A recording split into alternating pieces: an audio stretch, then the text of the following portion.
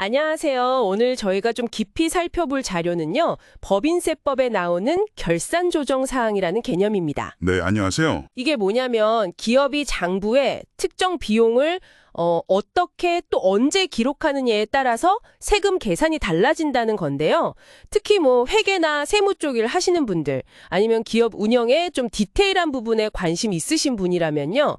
아, 이게 그냥 규정이 아니라 어떤 의미가 있구나 하고 흥미롭게 들으실 수 있을 거예요. 네, 맞습니다. 이 결산 조정 사항이라는 게요. 기업의 그 내부 회계 처리가 세법상 비용, 그러니까 송금 인정으로 바로 이어지는 그런 중요한 개념이죠. 내부 처리가 바로 이어진다? 네, 그러니까 단순히 외부 거래 결과만 세금에 반영되는 게 아니라 기업의 내부적인 어떤 판단이나 기록 그 자체가 세금에 직접 영향을 미친다는 점에서 좀 주목할 필요가 있습니다. 와, 내부 결정이 세금이랑 직결된다는 거, 그 점이 상당히 흥미롭네요. 그럼 이 결산 조정 사항이 정확히 어떤 건지 개념부터 좀 짚어주시죠. 네, 그 법인세법에서 말하는 결산 조정 사항은요. 기업이 이제 해당 사업연도 소득을 계산할 때 말이죠.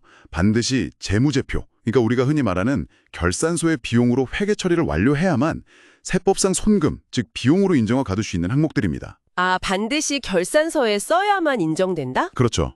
만약 장부에 비용으로 기록을 안 하잖아요. 그럼 나중에 뭐 세무조정 같은 걸 통해서 비용으로 인정받을 방법이 아예 없는 거예요. 아예 없다. 네.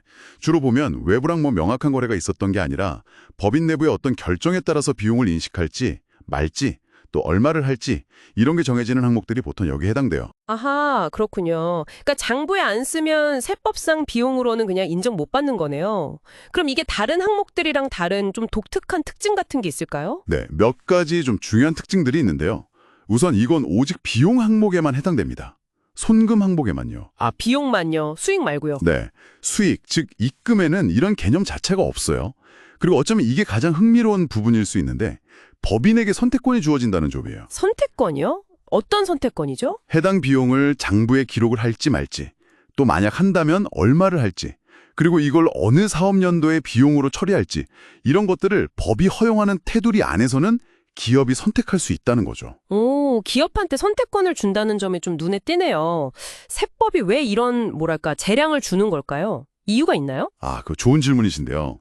예를 들어 감가상각비 같은 경우를 생각해보면 이게 비용이 정확히 언제, 얼마 발생했는지 외부 거래처럼 딱 떨어지게 특정하기가 좀 애매할 수 있잖아요. 그렇죠. 내부적인 판단이 많이 들어가니까. 네.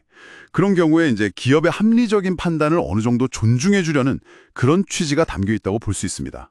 물론 그렇다고 이게 뭐 무한정 인정되는 건 아니고요. 세법상 한도라는 게 또 정해져 있어요. 아, 한도가 있군요. 네.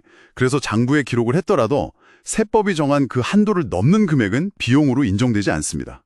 이걸 이제 손금불산입이라고 하죠. 네네. 그리고 또 중요한 차이점은 나중에 세금 신고할 때 조정할 수 있는 항목들이 있거든요. 신고 조정 사항이라고. 근데 이건 달라요. 결산서에 꼭 반영하는 게 필수라는 점에서 그 신고 조정 사항이랑 구분이 됩니다. 아하. 그러니까 회계 장부에 쓰는 게 필수고 또 기업이 시기나 금액을 어느 정도는 조절할 수 있다. 이 두 가지가 핵심이네요.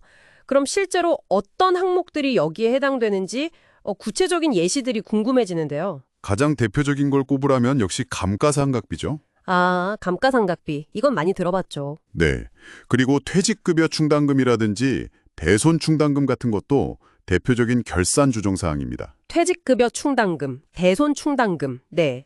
그 외에도 뭐 비영리법인들이 주로 설정하는 고유 목적 사업 준비금이라든가 아니면 재고자산 평가 손실, 또 어떤 특정 조건에 만족하는 대손금, 예를 들어 회수가 불가능한 채권 같은 거요. 이런 것들도 결산 조정 사항으로 분류될 수 있습니다. 아, 감가상각비나 대손 충당금처럼 정말 자주 접하는 익숙한 항목들이 많이 포함되어 있네요. 결국은 이게 기업이 내부적으로 이건 비용으로 인식해야겠다라고 판단해서 장부에 딱 적어야만 세법도 오케이, 인정 이렇게 해준다는 거군요. 바로 그겁니다. 정확해요. 이걸 만약에 놓치면 세금 부담이 생각보다 커질 수도 있겠는데요? 네, 그렇죠.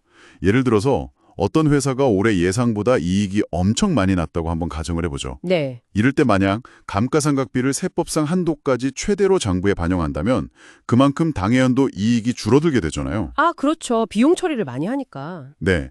그렇게 되면 당장의 세금 부담을 좀 줄이고 일부를 뭐 다음 해로 넘기는 식의 효과를 볼 수가 있는 거죠. 그러니까 결산 시점에 이 결산 조정 사항 항목들을 어떻게 회계 처리하느냐가 어떻게 보면 절세 전략이나 자금 관리 전략하고도 연결될 수 있다는 겁니다. 와, 그렇군요. 단순히 회계 처리가 아니라 전략적인 부분까지 연결되는 거네요. 네, 그렇습니다. 그래서 잘 챙기는 게 중요하죠. 자, 오늘 저희가 법인세법의 결산 조정 사항에 대해서 좀 깊이 알아봤습니다.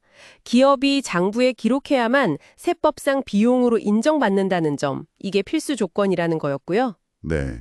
그리고 여기에는 감가상각비나 대손충당금 같은 우리에게 익숙한 항목들이 포함된다는 것도 확인했습니다. 또 중요한 건 기업에게 처리 시기나 금액에 대해서 어느 정도 선택권이 주어진다는 점이었죠. 네, 맞아요. 특히 기업이 그 선택권을 어떻게 활용하느냐, 이게 매년 내야 할 세금 부담을 조절할 수 있게 해주니까요. 단순한 회계 규정을 넘어서 상당히 전략적인 세무 관리의 도구가 될 수 있다는 걸 시사하는 부분입니다. 네, 오늘 나눈 이야기가 여러분의 지식 체계에 또 하나의 유용한 연결고리를 만들어 드렸기를 바랍니다. 여기서 끝내기 전에 마지막으로 이런 질문을 한번 던져보고 싶네요. 네. 만약 당신이 기업의 재무 책임자라면 이 결산 조정 사항의 처리 시기를 선택할 수 있다는 점, 이 선택권을 활용해서 어떤 구체적인 세무 전략을 한번 세워볼 수 있을까요? 한 번쯤 진지하게 고민해 보시면 재미있을 것 같습니다. 다음 시간에 저희는 더 흥미로운 내용으로 다시 찾아뵙겠습니다.